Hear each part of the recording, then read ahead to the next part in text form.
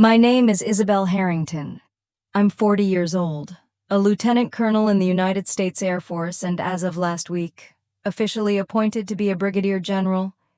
It's a title that carries weight, honor, and responsibility. But within the walls of the home I grew up in, it means absolutely nothing. I was born into the Harrington dynasty, one of the most powerful real estate empires in the Southeast, helmed by my father, Gerald Harrington. To the outside world, my family is a beacon of elegance, prestige, and legacy. But behind the grand estates and marble floors was a truth far less glamorous. I was never meant to belong. I'm the second child of four, one older brother, two younger sisters. They all followed in my father's footsteps, each playing their role perfectly in the landmark Holdings Theater. They studied business, made appearances in glossy magazines, hosted charity brunches, and closed million-dollar deals. Me, I was the daughter who didn't fit, the one who traded cocktail dresses for flight suits, gala invitations for deployments, and luxury for grit. When I was 12, I told my father I wanted to become a fighter pilot. He laughed, not playfully, but condescendingly, and said, "Girls like you don't belong in the sky. And soldiers are just pawns too blind to play the real game." That was the day I learned two things. First, that I was invisible to him. Second, that I would have to fly high enough that even he couldn't ignore me. This is not just the story of my career. It's the story of what happens when you show up in a room that was never meant to welcome you and leave with something no one expected: your dignity intact. Growing up in the Harrington household was like living in a palace where the throne had already been assigned, and I was never in line for it. We lived in a sprawling Georgian estate on the edge of Charleston, surrounded by magnolia trees, polished stone columns, and generations of pride. There were dinner parties with governors and CEOs, crystal chandeliers that sparkled like ambition, and oil paintings of ancestors who stared down at us like gatekeepers of legacy. My siblings were groomed to shine under those chandeliers. I learned to shrink beneath them. My father, Gerald Harrington, was a man who filled rooms without raising his voice. A former Ivy League debater turned real estate titan. He believed in control, image, and calculated expectations. He also believed daughters were ornaments, not heirs. My older brother, Nathaniel, was the crown prince. Even at 13, he was already reading financial reports at the table and rehearsing power poses in the mirror. My younger sisters, Catherine and Eloise, were miniature versions of our mother: elegant, obedient, and perpetually camera-ready. And then there was me. At 10, I was obsessed with aviation. I'd cut out pictures of fighter jets from old magazines and tape them above my bed. I could name every aircraft in the U.S. Air Force inventory. By the time I was 11, I used to sneak onto the roof with a pair of binoculars just to watch planes leave contrails across the sky. My heart didn't race at the thought of running a company. It soared at the idea of sitting in a cockpit. One Sunday evening, when I was 12, I summoned the courage to tell my father. It was during one of his rare family dinners, the kind where he sat at the head of the table and spoke like he was addressing a boardroom. I waited until the conversation lulled, then cleared my throat and said, "Dad, I want to be a fighter pilot when I grow up." The room froze. Catherine blinked. Eloise tilted her head. Nathaniel smirked into his glass. My mother, ever the diplomat, gave me a polite, strained smile, and then came my father's voice. "A pilot," he repeated, like I'd suggested becoming a circus act. "That's not a career, Isabel. That's a detour." But he cut me off with a chuckle. "Soldiers follow orders. They don't lead empires. And girls like you," he added, "don't belong in the sky. They belong beside powerful men, not trying to be one." That laugh echoed in my head for years. From that moment, I knew my dreams weren't just unrecognized, they were invalidated. And I as his daughter was merely a vessel for optics, not substance. I stopped talking about the Air Force, but I didn't stop dreaming. At school, I devoured every book about aviation history I could find. I memorized mission strategies, studied flight mechanics, and spent lunch breaks sketching cockpit controls instead of gossiping with the other girls about fashion or boys. When I turned 15, I found out about the U.S. Air Force Academy. It was elite, demanding, and far away from everything my family represented, and I wanted it more than I'd ever wanted anything, but I knew better than to ask for help. So I started planning in secret. I joined every science and math club I could. I volunteered at local aviation events. I worked part-time at a bookstore just to afford SAT prep books. I never told my father. I didn't even tell my mother. She loved me in quiet ways, smoothing my hair when I came home exhausted, leaving warm tea outside my door, but she never dared contradict him. When the acceptance letter arrived in the mail, I read it 3 times before believing it was real. Full scholarship, conditional on physical testing, a dream. I cried alone in my room, not because I was afraid, but because I knew this meant truly leaving everything behind. The day I left home, the house was quiet. Nathaniel was off at a shareholders' retreat with my father. Catherine and Eloise were attending a fashion gala with my mother. Only Mrs. Hastings, our housekeeper, saw me off. She gave me a tattered paperback about Amelia Earhart and said, "Fly far, child, and never look down." I carried that book all the way to Colorado Springs. The first day at the Air Force Academy was a shock physically, mentally, emotionally. Gone were the satin sheets and crystal goblets. In their place were metal bunks, 5 a.m. alarms, and instructors who could shatter you with a single glance. I struggled. My Charleston manners meant nothing when I was crawling through mud with 20-pound gear strapped to my back. My knowledge of flight mechanics helped in class but didn't prepare me for the isolation. Most cadets came from military families. They were comfortable barking orders and being barked at. I was a girl raised in ballrooms, now learning how to survive in barracks. There were nights I almost gave up. Nights I stared at the ceiling, wondering if my father had been right. Maybe I wasn't cut out for this. Maybe I'd made a mistake. But then I'd remember the roof, the binoculars, the fighter jets above Charleston's sky. I'd remember his laugh. And I'd think I'm not doing this to prove him wrong. I'm doing this to prove myself right, slowly, painfully. I adapted, I ran faster, I studied harder, I stopped flinching at the sound of shouted orders. I made friends, real ones, people who didn't care that my last name came with headlines, only that I could hold my weight on a mission. And I never stopped pushing. I graduated in the top 5% of my class. My family didn't attend the ceremony, they didn't even send a card. But that day, under the wide-open sky of Colorado, with jets roaring overhead and my name echoing from the loudspeakers, I felt something I'd never known growing up in the Harrington estate earned pride. Still, I carried a question deep inside me, one I couldn't quite shake. Would he have been proud, even just for a moment, if he had seen me standing there in uniform? I didn't know. But I was beginning to understand that maybe his pride didn't matter. After graduation, I was stationed at Vance Air Force Base in Oklahoma for pilot training. The first time I climbed into the cockpit of a T-6 Texan II, I was shaking so hard I could barely fasten the harness. But the moment we took off, when the wheels left the tarmac and the earth dropped away, I knew I had never belonged anywhere more. Up there, the air was thin, the controls tight in my hands, and the ground far below. No chandeliers, no judgmental stares, no polished expectations, just sky, wind, and the weight of every decision I made. And for once, my worth wasn't measured by my last name or the heels I wore. It was measured by my discipline, my instincts, and my ability to stay alive. Flight school was grueling. Maneuvers, simulators, tests that left my brain spinning and my body aching. I was one of only 3 women in my training cohort and the only one without a military family background. The other two had grown up on bases, spoken acronyms, and seemed to know instinctively how to lead a squadron.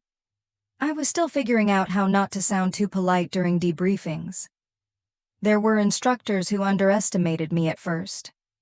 One, Major Klein, looked at my file during our first one-on-one and said, "Harrington?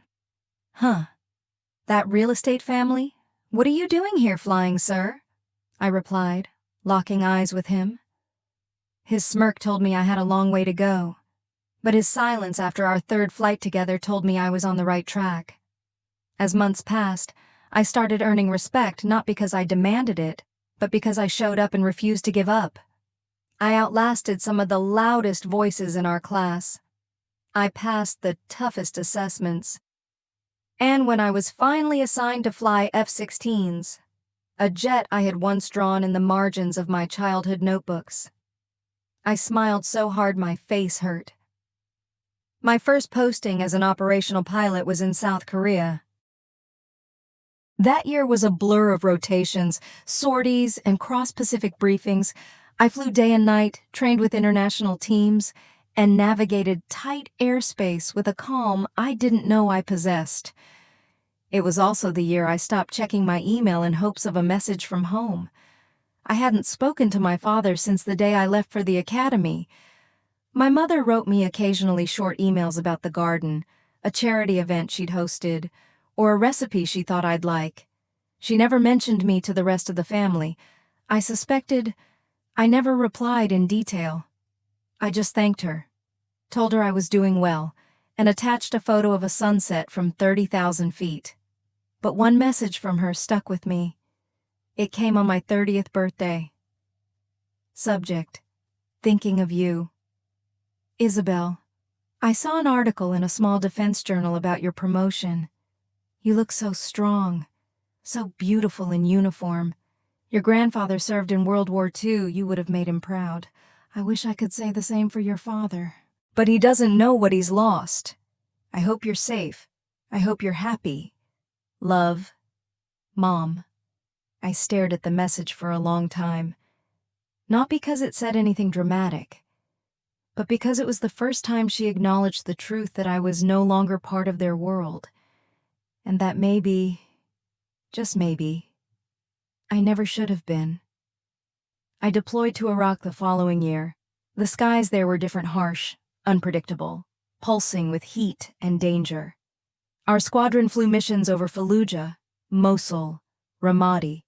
Each takeoff carried weight intelligence briefings etched into memory, coordinates scrawled on kneeboards, fuel checks triple confirmed. Every mission was a blend of precision and adrenaline. On one night in particular, everything changed. A special forces unit was pinned down outside Kirkuk, ambushed during a nighttime raid. My squadron was scrambled. The sky was ink black, and comms were frantic. We flew in low, fast, guided only by laser designators and radio calls that crackled with panic. I dropped ordnance with a calm I didn't know I had. Hit the target. Neutralized the threat. Cleared an escape route. We circled until the last soldier was airlifted out. When we landed hours later, our commander looked me in the eye and said, "Harrington, you just saved 30 men. It didn't feel real. Not until one of them found me months later. Back on base, he walked up, handed me a patch torn from his uniform, and said, 'You dropped when no one else would. My wife gets to see me again because of you.' That night, alone in my quarters, I opened my journal and wrote, 'My father once said soldiers follow, they don't lead. Tonight, I led. And I don't need him to know.' But the truth is, a part of me still wondered, would he even believe it if he knew back in the States? I received the Silver Star for that mission. It was pinned to my chest in a quiet ceremony on base. No cameras, no champagne, no Harrington family clapping from the sidelines. And still somehow it meant more than any trophy I'd ever seen displayed in our Charleston mansion. My career advanced quickly after that. I was transferred to the Pentagon as an operations analyst, briefing generals and senators, overseeing strategies, translating battlefield realities into policy decisions. in rooms filled with polished shoes and starched suits. They called me Colonel Harrington, nodded when I spoke, thanked me for my insight, but when I went home to my apartment at night, it was silent. No one knew me as Isabel, the girl who once wanted nothing more than a paper model of an F-16 to hang from the ceiling. Then, one morning, a call came in from the secretary's office. Colonel Harrington, your name has been submitted for Brigadier General. The board has approved. Congratulations. The words should have lifted me, and in a way they did, but alongside the pride came a familiar ache. A dull echo of a voice that once said, "That's not a real career, that's a detour." I held the appointment letter in my hand for hours, not because I doubted myself, no, not anymore, but because I realized something. There was still a piece of me that wanted him to see, not to clap, not to smile, not even to say he was proud, just to look at me and see that I had become something real. The envelope sat on my kitchen table for nearly a week before I opened it again. It was crisp, official, with the Department of the Air Force seal printed in navy blue and silver. Inside was the letter confirming my promotion to Brigadier General, effective in just under a month. I had earned it, through deployments, strategy briefings, and years of refusing to quit. And yet, the moment felt quieter than I'd imagined. I stared at the letter, then folded it neatly and slipped it into a slim, cream-colored envelope. I didn't know why I did that. Maybe it was habit, or maybe it was instinct, like part of me already knew I'd be carrying it somewhere. The call came 3 days later. "Colonel Harrington," the voice said cheerfully. "This is Marianne from the office of the Governor of South Carolina. The Governor would like to invite you as a guest of honor to the Landmark Holdings annual charity gala. He'll be in attendance and personally requested your presence." I blinked, stunned. "The Landmark Gala. Yes, ma'am, black tie. Charleston Convention Hall, Saturday next week. Would love to have you there. It's a big event, press, donors, state leaders. Landmark's entire board will be present." She didn't need to say the obvious. My father would be there too. For a moment, I couldn't speak. It had been nearly 20 years since I'd set foot in any event affiliated with Landmark Holdings. The last time, I was 19, standing off to the side in a borrowed gown while my siblings schmoozed with donors and my father avoided looking at me. "Will you attend?" she asked gently. I hesitated, then said the only word I didn't expect to come out of my mouth. Yes. Not because I craved the spotlight, not because I wanted to parade my success in front of my family, but because something inside me whispered, "It's time, time to return, time to face him, time to stand in the room that once made you feel invisible and refuse to disappear." I chose my outfit carefully, not my uniform, not the dress blues that shouted rank and achievement. No medals, no ribbons, just a simple, dark suit, tailored but understated. I didn't want to walk in as Brigadier General Harrington. I wanted to walk in as Isabel, the daughter they forgot, in my jacket pocket. I slipped the cream envelope with my promotion letter. It wasn't a trophy, it was a truth, and I carried it like armor. The flight to Charleston was only 2 hours, but it felt like I was traveling back through decades.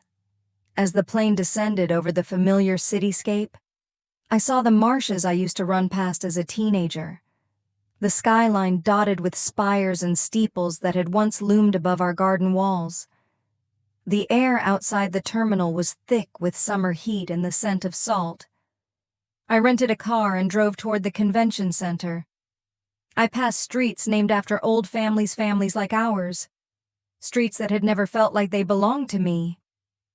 When I arrived, the building was already glowing with light.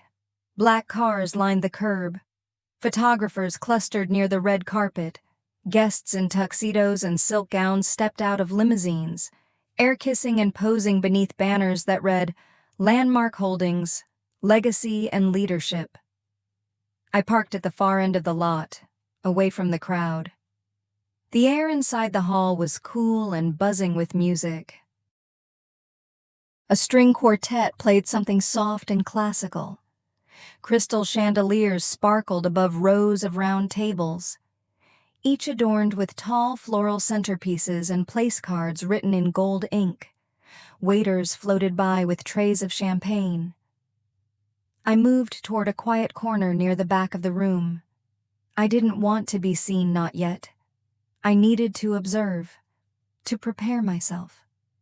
And then I saw them. Nathaniel, my older brother, was surrounded by a cluster of men in suits, likely investors. His tie was loosened just enough to look relaxed, his laugh rehearsed and charming. Catherine and Eloise stood near a floral archway, dressed in matching shades of blush pink, sipping wine and smiling for photos. Both looked radiant, poised, perfect. They hadn't aged much at all.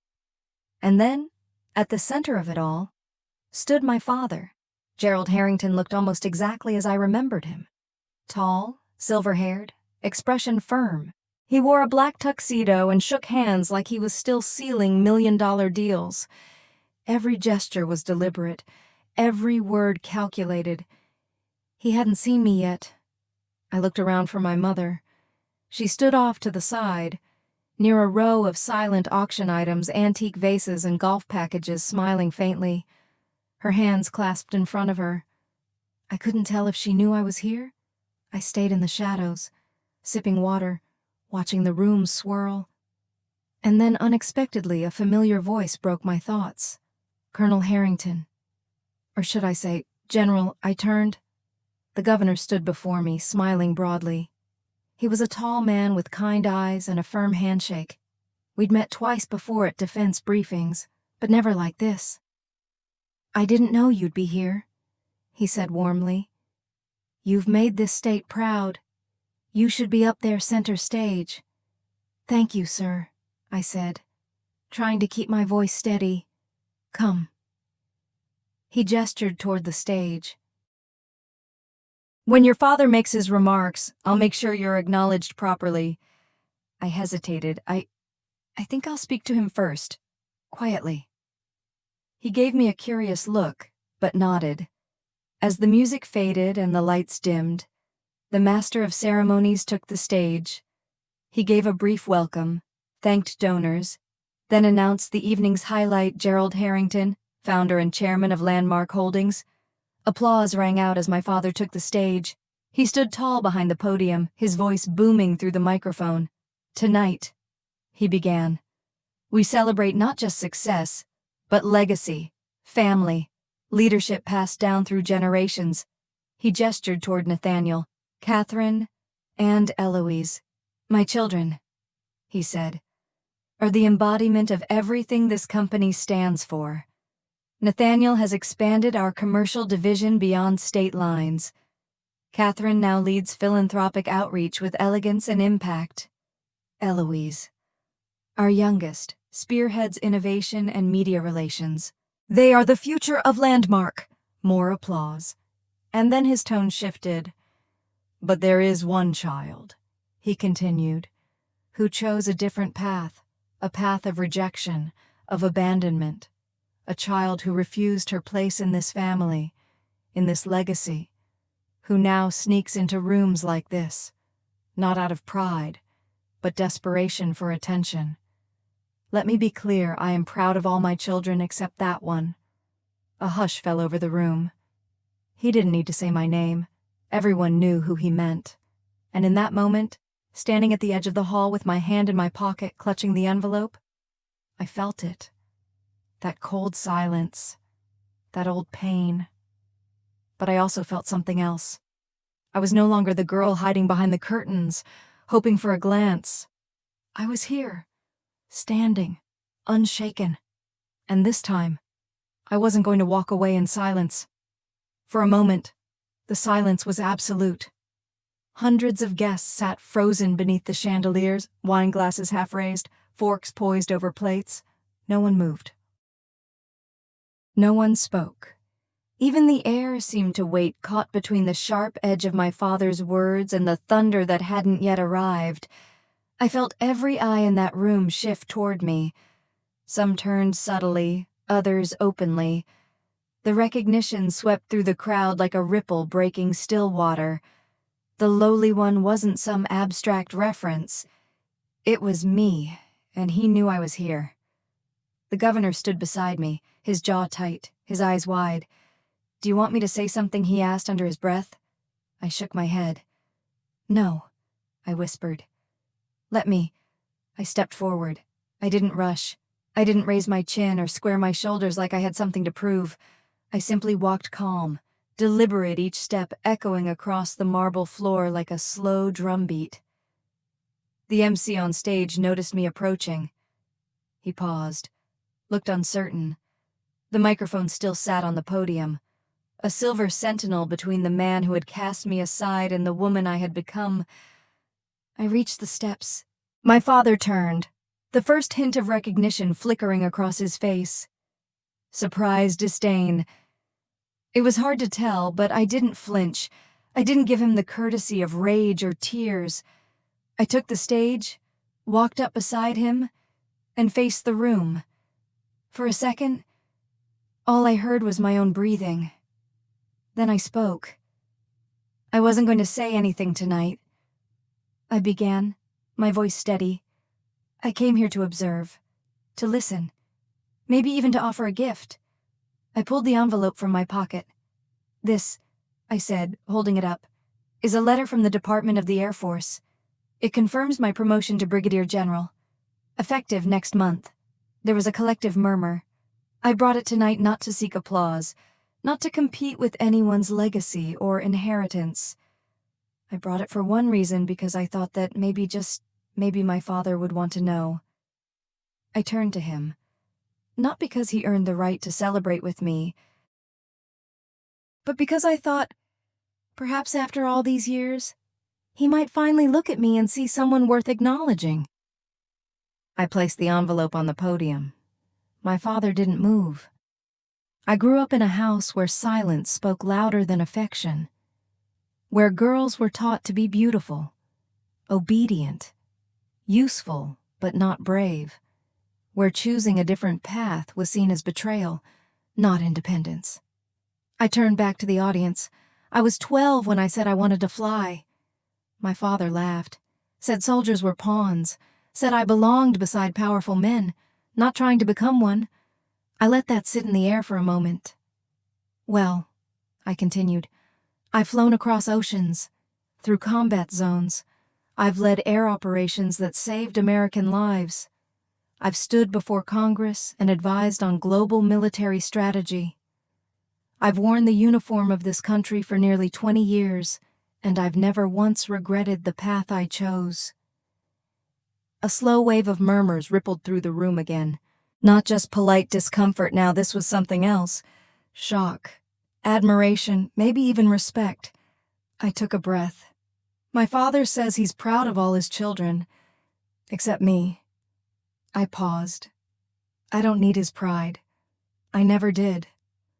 What I needed was to know that I could survive without it. And I did. And now, I'm no longer asking to be seen.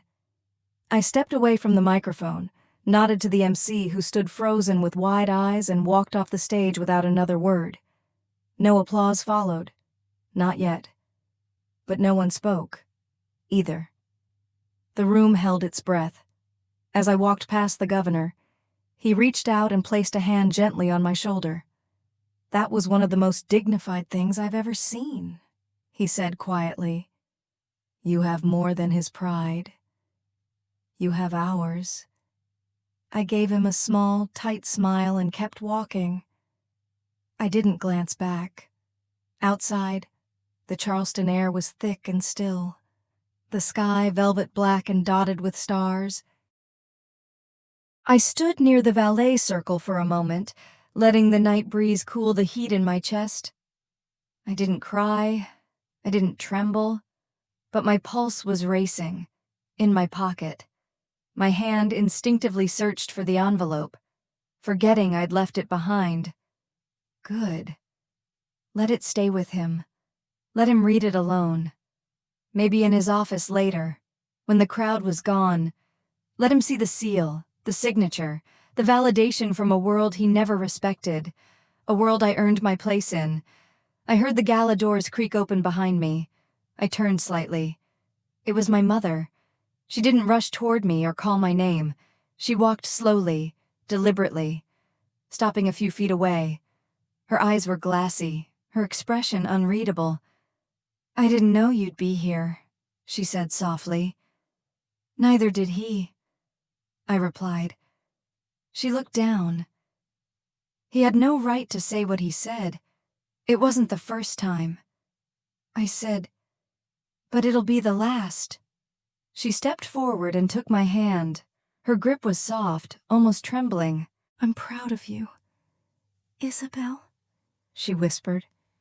I hadn't heard those words from her in 20 years. Not because she didn't feel them, but because she was always too afraid to say them aloud. I squeezed her hand back. I know. She looked like she wanted to say more, but didn't. "I should go," I said quietly. She nodded, then leaned in, kissed my cheek, and whispered, "You were magnificent." I left before she could see the tear that slipped down my cheek.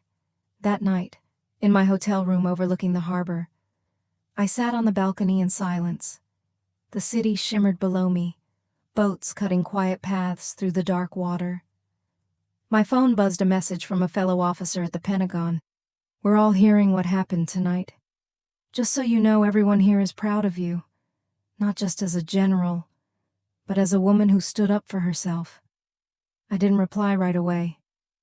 Instead, I looked up at the stars, not for approval, not for answers, but simply because the sky had always been mine, the place I belonged to, the place that never asked me to be anything other than what I was.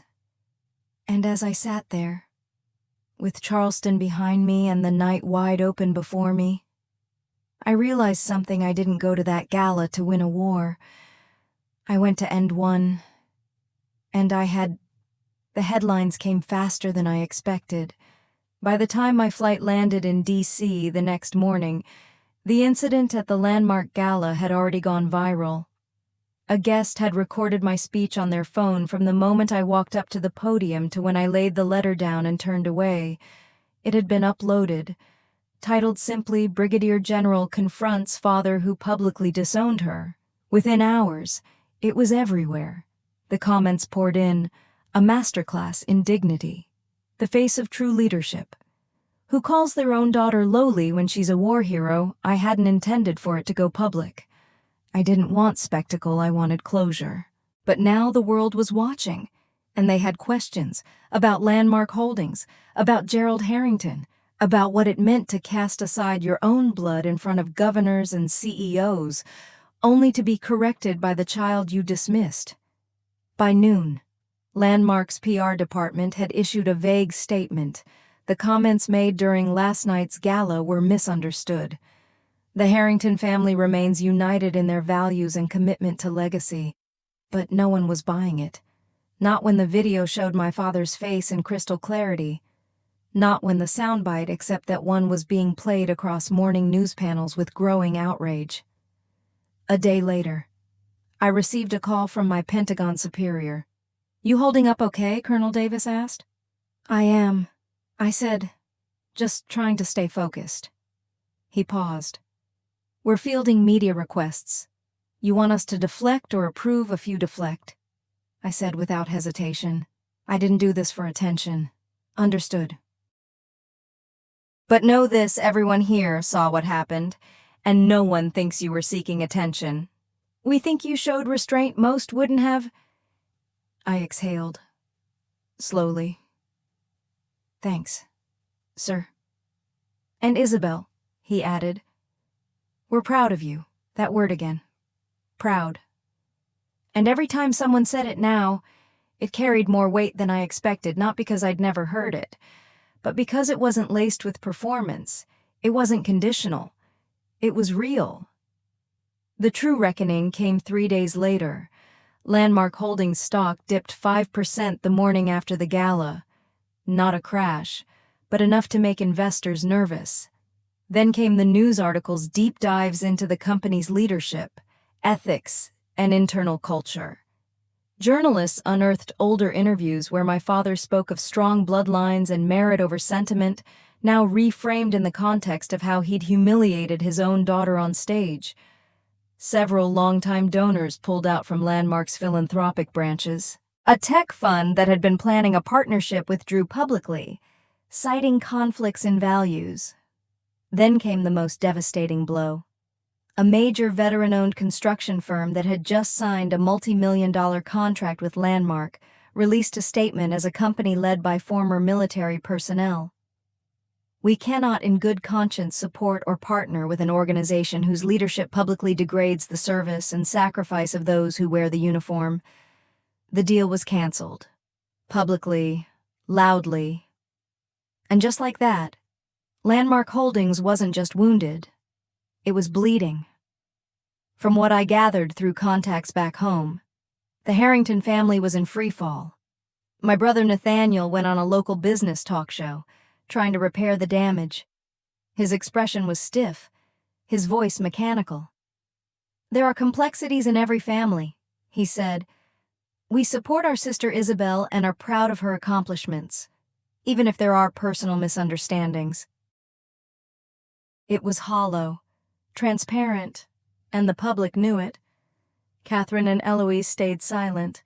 No statements, no posts, not even a shared photo. For two women who had built their entire public presence on image and alignment with Landmark's branding, their absence said everything.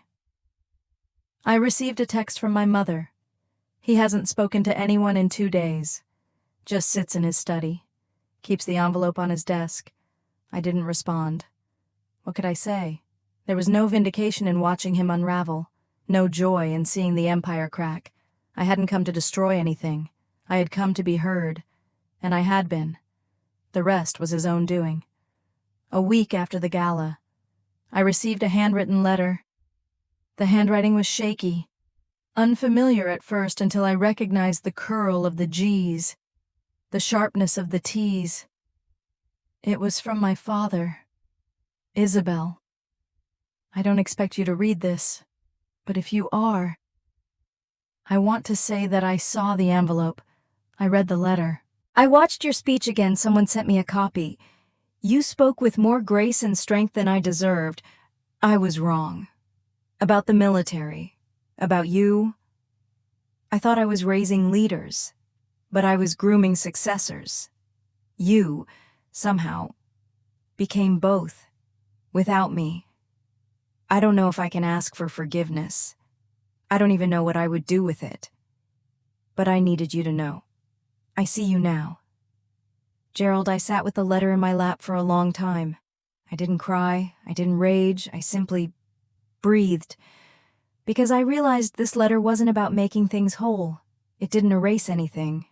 But it acknowledged the thing I had chased in silence for years, not validation, but truth. A truth I had fought to become. And now, even he couldn't ignore it. Later that evening, I texted my mother. I got his letter. She responded minutes later. So did I. He's quieter these days, but different. Somehow softer. I smiled faintly at the screen, then typed, "Tell him I got it. No need to respond." "I will. I love you. I love you too." That night, I walked through my apartment, turned off the lights one by one, and stood at the window. Outside. The sky was a deep blue quiet. Endless. Somewhere far away, jets were carving trails through the atmosphere, invisible in the dark. And somewhere within me, the girl who once watched those trails from a mansion rooftop finally exhaled. Not because she'd been seen, but because she no longer needed to be. I thought things would get quieter after the letter. They didn't.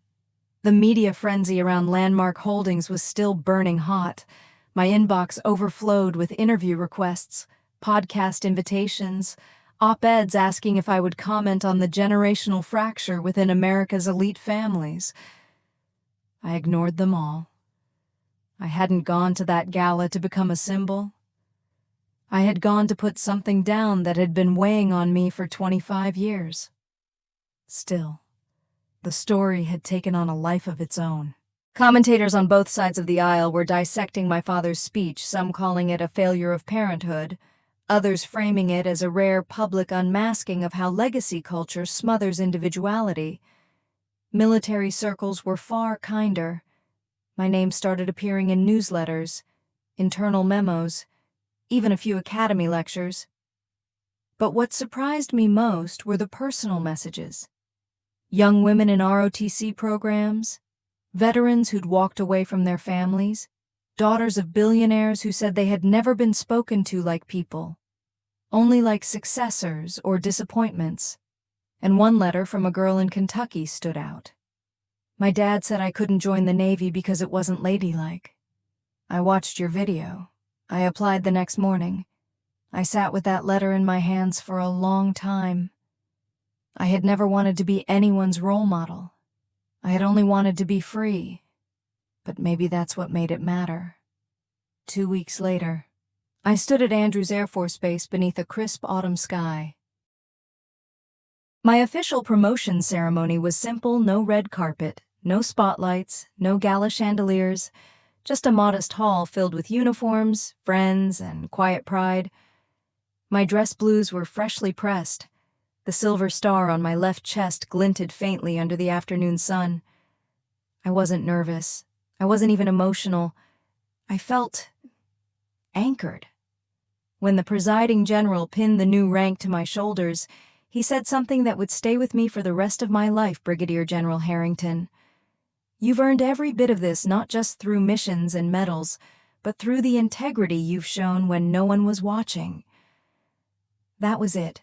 No thunderous applause, no orchestral music, just truth and peace. After the ceremony, I stayed behind while others trickled out. One young officer, maybe mid-20s, approached me hesitantly. "Ma'am," she said, "I saw the video. I just wanted to say thank you." I smiled. "What's your name, Lieutenant Bailey?" "Ma'am, I used to think I had to choose between being someone's daughter and being someone real. You showed me I don't—" Her voice shook a little, and I could tell this moment meant more to her than she'd probably ever say out loud. "You don't have to be seen by everyone," I told her. "You just have to see yourself clearly. That's enough." She nodded and saluted. I returned it, and for the first time since Charleston, I felt something shift not just in how I was seen, but in how I saw myself. That night, back in my D.C. apartment, I opened a package from my mother. Inside was a small framed photograph, me as a child, sitting cross-legged on our front lawn, holding a plastic model of an F-16. My hair was wind-blown, my face serious. The sun lit up one side of the picture so brightly it looked like a dream. She'd written a note on the back. "You were always meant to fly. I'm sorry I didn't say it sooner. Mom, I didn't cry." I just placed the frame next to my bookshelf between a photo of my squadron in Iraq and the medal I'd once tucked away, unsure if I deserved it. Now, I didn't need to hide anything. I was done shrinking. A month passed. Then another. Charleston faded into the distance like a skyline from the cockpit. The headlines shifted to new scandals. Landmark Holdings tried to regain its footing. From what I'd heard, Nathaniel was made interim chairman. My father hadn't appeared in public since the gala. He never responded to my letter about his note, and that was fine. We had said what needed to be said perhaps for the first time in our lives. One evening, I sat alone on my balcony with a cup of coffee, watching airplanes leave faint streaks across the twilight. It was a quiet night, chilly, with only the hum of the city in the background. And I felt not triumphant, not victorious, just complete. That's when I made the decision. I would leave D.C., not because I was running, But because I was finally ready to go towards something instead of away from it, I called the Air Force Academy in Colorado Springs where it all began. They had recently started a mentorship initiative for young cadets from non-military backgrounds. I volunteered to return as a strategic advisor. When they asked why, I said, because I want them to know it's okay to walk in without a legacy behind them. They welcomed me without hesitation. The first day I walked across that campus again, I felt the past rise up around me. The dorms looked smaller, the mess hall less intimidating, the sky above still wide and full of promise.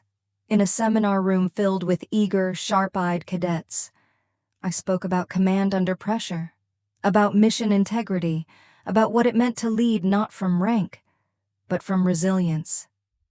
But I didn't just speak about war. I spoke about silence, about what it costs to grow up trying to earn love that should have been given freely.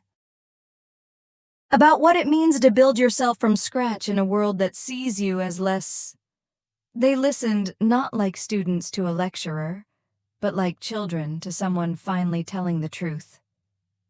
One afternoon, a young cadet named Sophia approached me after class. "General Harrington," she said breathlessly, "I watched your gala speech when I was 16. My dad used to tell me I'd never make it, that I was too soft, too polite, that I should stick to business school like my sisters." She took a breath. "You didn't know it, but you helped me believe I could be more. I want to be like you." I looked her in the eye. "No," I said softly. "Don't be like me. Be like you. Just never let anyone tell you who that has to be." She smiled, tears brimming. I placed a hand on her shoulder. "Fly higher than I ever did." That night, I stood under the stars' Colorado cold brushing my cheeks, and I finally understood something I'd carried for years. We don't always get the parents we need. We don't always hear the words we long for, but we can become the person we once hoped they'd see. And that is enough. That is more than enough. As I walked back toward the academy dorms, I looked up once more, watching a jet vanish into the dark sky, trailing a pale streak behind it. Not every journey leaves a mark behind, but some leave a light, and I had finally become my own. I didn't expect my mother to write again. After everything that had happened, the gala, the headlines, my father's letter, I thought she might retreat, as she always had, back into that careful, quiet shell she'd worn for most of her life. But then one day, just before Thanksgiving, an envelope arrived.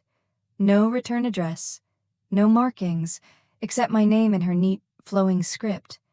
Inside was a short letter, "Isabel. The house has been quiet. Your father rarely leaves his study. I've spent most of my days in the garden. The aster and hellebores are blooming again much earlier than usual. They remind me of you. I've started keeping the F-16 model you made for me on my windowsill. I dust it every morning. I know we didn't protect you. I wish I had been braver, but please know I see you. I always did. With love." Mom, I read the letter 3 times, slowly, as if her voice were hidden in the folds of each word. It wasn't dramatic. It wasn't an apology wrapped in guilt. It was something quieter, something sadder. A seed of honesty, planted too late, but trying to grow anyway. I sat for a long time with that letter in my lap, letting memories surface. The way she'd left tea outside my door during exam season. The way she smoothed my hair when I was sick. How she never argued when I stopped attending family dinners. And how, once, she stood silently in the driveway as I packed my suitcase and left her arms tight at her sides, her eyes screaming what her mouth didn't dare say. I never hated her. I just stopped expecting her to choose me. And yet, maybe in her own quiet way, she finally had. 2 weeks later, I made a decision. I booked a flight to Charleston. It wasn't for confrontation or closure. It wasn't even to see my father. It was just a quiet need to stand in the garden she'd written about, to see the aster and hellebores for myself, to place the past in its rightful place, not as a burden, but as something finished. I didn't tell her I was coming. The ride from the airport was surreal.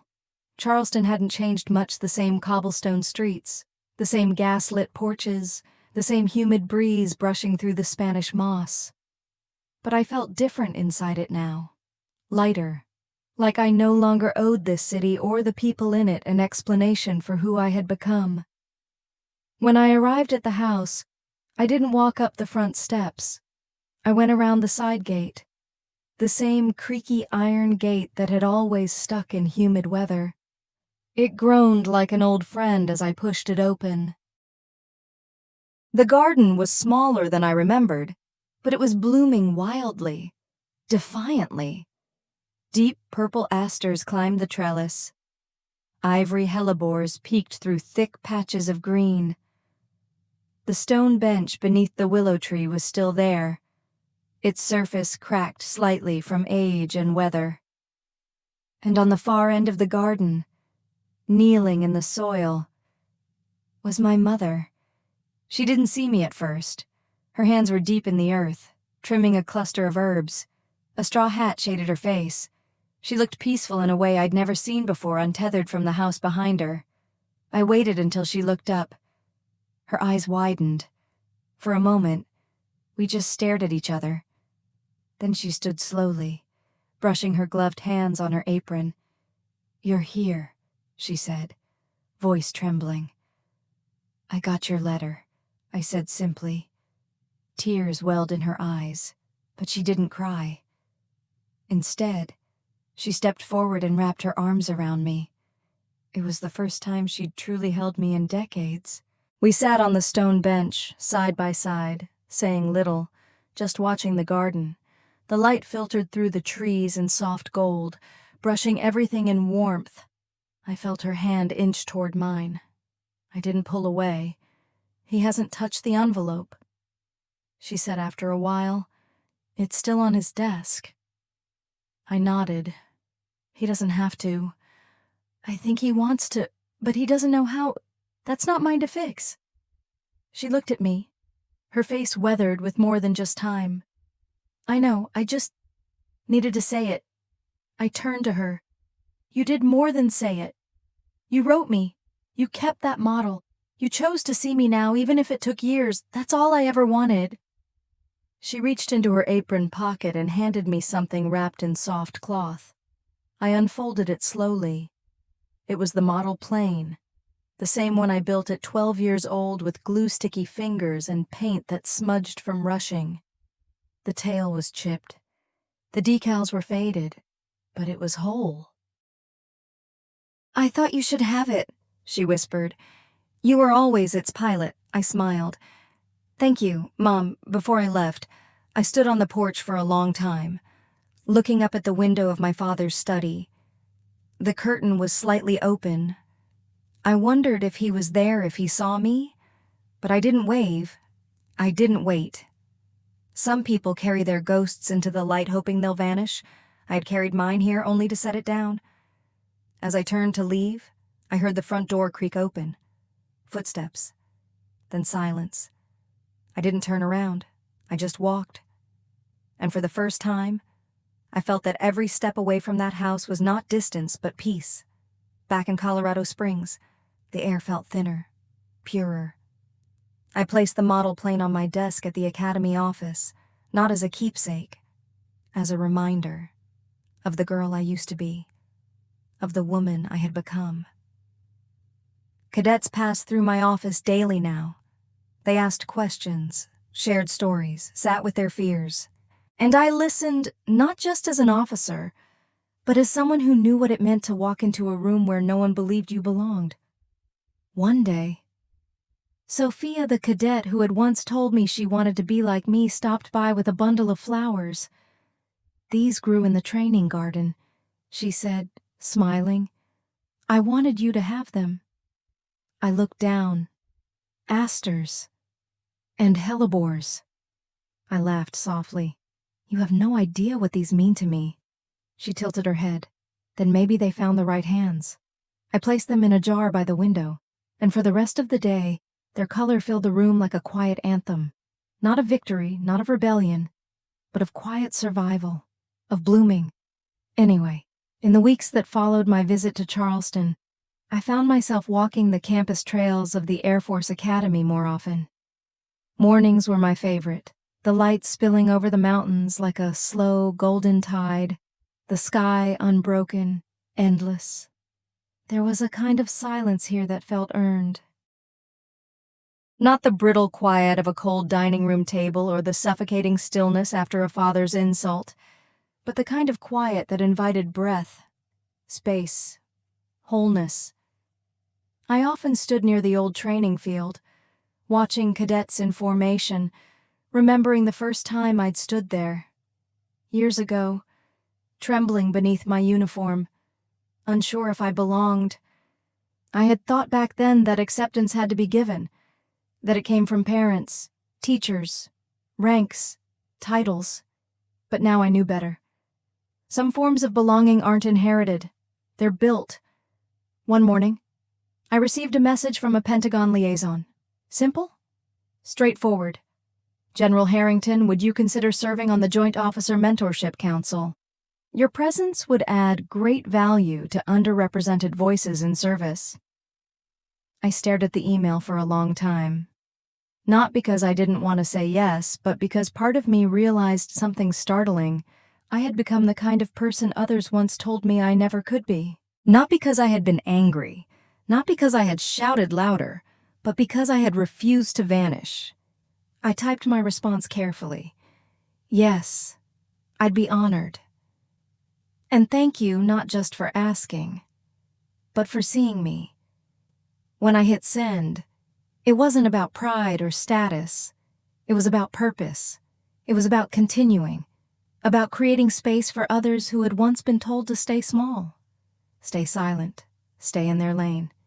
People like the girl I used to be. That night, I made tea and sat out on my balcony with a blanket around my shoulders. The Colorado sky was scattered with stars, cold and brilliant. In the distance, a plane blinked across the black silent. Steady. I thought of my siblings then, of Nathaniel. Likely rebuilding Landmark's reputation one carefully worded press release at a time. Of Catherine and Eloise, still clinging to the performance of perfection in matching pearls and curated lives. But I didn't feel anger anymore, just distance. A necessary, peaceful distance. I imagined they still hadn't spoken publicly about the gala, and I imagined they still didn't know what to do with me. I was the family scandal turned headline turned legend. But more than that, I was proof that their father's vision of power had cracks. That love, loyalty, and legacy couldn't be forced. They had to be chosen. And I had chosen something else entirely.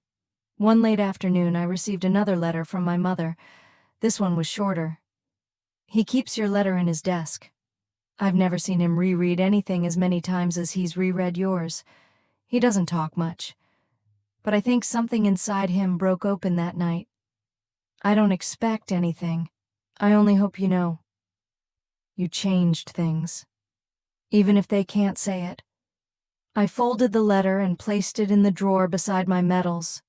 Not because it needed to be displayed, but because it belonged there with everything I had fought through, earned and survived. I didn't write back. Sometimes silence is not absence. Sometimes it's grace. As winter approached, the cadets prepared for final evaluations one by one. They came to my office for mock interviews, late-night strategy reviews, and sometimes just to sit and talk. Sophia, now top of her class, stopped by with coffee and asked a question I hadn't expected. What do you wish someone had told you at my age, she asked. I took a long breath. That the moment someone tries to make you feel small, you are allowed to walk away without explaining yourself. She smiled, slowly. And what do you tell yourself now? I looked out the window, at the broad sweep of the training field, the peaks behind it, the sky above. that I belong where I stand, and I don't need to be invited to prove it. On the last day before the cadets left for winter break, a group of them surprised me with a small plaque. Simple, wood-polished, engraved in clean. Even letters General Isabel Harrington. Some paths are walked in silence so others may run in truth. I didn't have words, just the quiet rush of warmth, rising like a tide in my chest. I placed it beside the model plane on my desk, not as a trophy, but as a marker of where it all began, and where I now stood.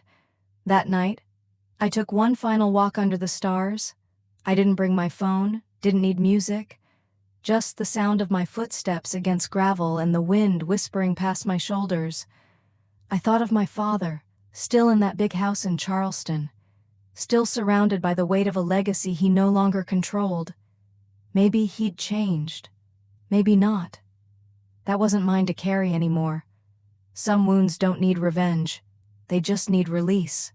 And I had given myself that gift when I stepped on stage, when I laid down the letter, when I walked away not as a daughter denied, but as a woman complete. I looked up. A jet cut across the sky, its afterburner faint. A soft echo in the cold night. I smiled. The girl who once watched the sky and begged to belong to it. She had flown through storms, silence, and rejection, and found her place above it all. And now she no longer waited to be seen. She had become the sky itself.